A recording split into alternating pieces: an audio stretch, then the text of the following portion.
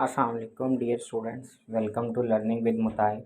आज जो हम डिस्कस करने जा रहे हैं MGT 101 की असाइनमेंट नंबर 1 फॉल 2022। बहुत इजी असाइनमेंट है। इसकी ड्यू डेट 5 दिसंबर है।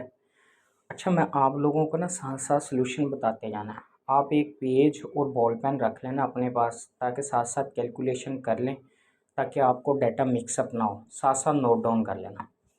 अच्छा जी, पहले क्वेश्चन के अंदर उसने डाटा दिया, वो कह रहा है जी बताएं मॉनिटरी इवेंट क्या है, नॉन मॉनिटरी इवेंट क्या है। सेम एल्स इसी तरह क्वेश्चन का स्केच ड्रॉ करना है आपने। लॉस बाय फायर के आगे आपने लिख देना जी monetary event. Foreign exchange gain ये भी मॉनिटरी इवेंट है।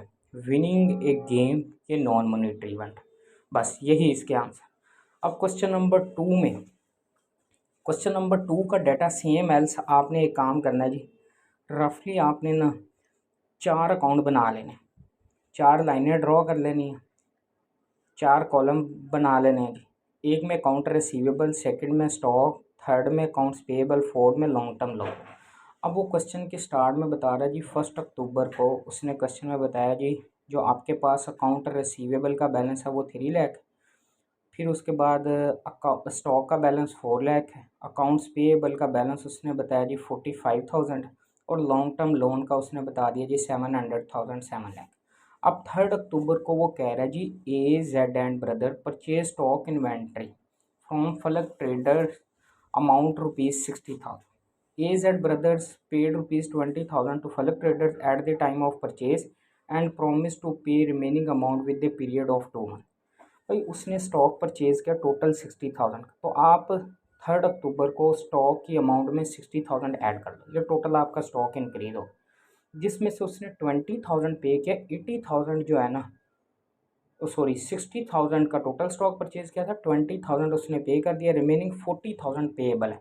तो अकाउंट्स पेएबल में आप 40,000 ऐड कर लेंगे, 40,000 उसने पे करना। फिर उसके बाद उसने ना नेक्स्ट 5 अक्टूबर को वो कह रहा है जी AZ brother sold stock inventory to XYZ trader amounting ₹15,000 without earning profit to increase the sale volume. उसने 15,000 की जो है ना गुड सेल की है, उसमें प्रॉफिट नहीं है, और उससे उसने कैश जो रिसीव किया ना AZ ब्रदर से 10,000 रिसीव किया, और जो रिमेनिंग है 15,000 में 10,000 तो कैश रिसीव कर लिया, बाकी जो रिमेनिंग 5,000 है ना उसके लिए वो उसको 3 मंथ का टाइम पीरियड है। अब टोटल जो आपके पास स्टॉक आउट होगा वो 15,000 के साथ आउट हो जाएगा। 10,000 तो उसने कैश रिसीव कर लिया, बाकी 5,000 रिसीव करना तो काउंटर रिसीवेबल में ऐड कर लीजिए 5,000। फिर नेक्स्ट है 10 अक्टूबर। 10 अक्टूबर को वो कह रहा है जी cheque 8,000 given by AZ brother to Falak traders. उसने जी फलक ट्रेडर्स को पैसे पे करने थे, जिसमें से चेक के थ्रू उसने पेमेंट कर दी 8,000, तो 8,000 के साथ आपका अकाउंट्स पेएबल का बैलेंस डिक्रीज हो जाएगा। फिर 19 अक्टूबर को उसने क्या है जी लोन लिया है बैंक से लॉन्ग टर्म पीरियड के लिए, तो बैंक लोन में आपने ऐड कर लेना है 3,300,000। फिर 25 अक्टूबर को वो कह रहा है sold stock inventory costing 12,000। Stock उसने सेल किया, उसकी कॉस्ट 12,000 थी, लेकिन उसने सेल किया 16,000 टू XYZ ब्रदर्स को। 4,000 का गेन हुआ, गेन का अकाउंट हम बनाएंगे। स्टॉक में से आपने 12,000 रिड्यूस कर लेना है, 16,000 आपने काउंटर रिसीवेबल में ऐड कर लेना है। क्यों? क्योंकि उससे उसने रिसीव करने हैं क्रेडिट पे सेल्स की। नेक्स्ट है जी 28 अक्टूबर को वो कह रहा है cash 10,000 given by XY trader to AZ brothers. अब उसने जी 10,000 जो है ना कैश दिया है किसको? XY को। किसने दिया? AZ brothers. जब 10,000 sorry cash of ₹10,000 given by XY trader, XY ने AZ ब्रदर को दिया, तो AZ ब्रदर्स ने पैसे रिसीव करने थे ओबियसली XY से, तो काउंटर रिसीवेबल का बैलेंस आपके पास 10,000 का डिक्रीज हो जाएगा। दूसरा, स्टॉक में कोई चेंज है ना, अकाउंट्स पेएबल लोन में कोई चेंज।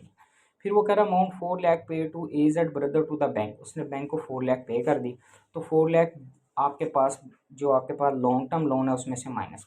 अब देखो अकाउंट रिसीवेबल की पहली जो ट्रांजैक्शन थी ना वो 3 लाख थी, उसमें 5,000 ऐड हुआ, 16,000 ऐड हुआ, 10,000 रिड्यूस होना, ये 3,11,000 बन जाएगा। फिर स्टॉक का 4 लाख, फिर 60,000 ऐड हुआ, 15,000 रिड्यूस हुआ, 12,000 रिड्यूस हुआ, 4,33,000 बैलेंस।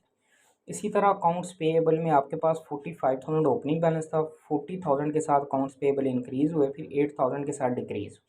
नेट बैलेंस 77 था।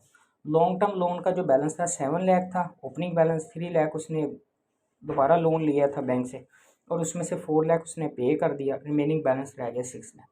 फिर भी किसी बच्चे को प्रॉब्लम हो रही है तो जी मेरे व्हाट्सएप वाले नंबर पे कांटेक्ट कर लें। इस सब्जेक्ट्स की हम क्लासेस भी प्रोवाइड करते हैं। इसके अलावा MGT, MGMT, MKT, BNK, HRM, CS math, किसी भी सब्जेक्ट्स के असाइनमेंट क्विज़ में प्रॉब्लम हो तो आप मेरे व्हाट्सएप वाले नंबर पे कांटेक्ट कर लें। चैनल के साथ जुड़े रहिए, इंशाल्लाह नेक्स्ट वीडियो के साथ मिलते हैं।